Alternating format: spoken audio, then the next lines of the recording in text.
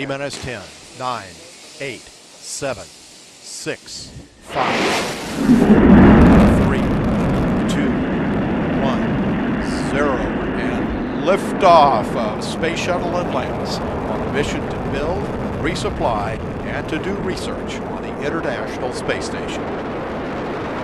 Houston now controlling. Atlantis begins its penultimate journey to shore up the International Space Station. Atlantis now in the proper alignment for its 8.5-minute ride to orbit. 4.5 million pounds of hardware and humans taking aim on the International outpost. 30 seconds into the flight.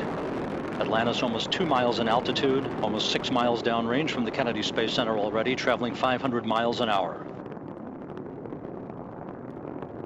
The 3 liquid fuel main engines now throttling back to 72% of rated performance, going into the bucket, reducing the stress on the shuttle as it breaks through the sound barrier.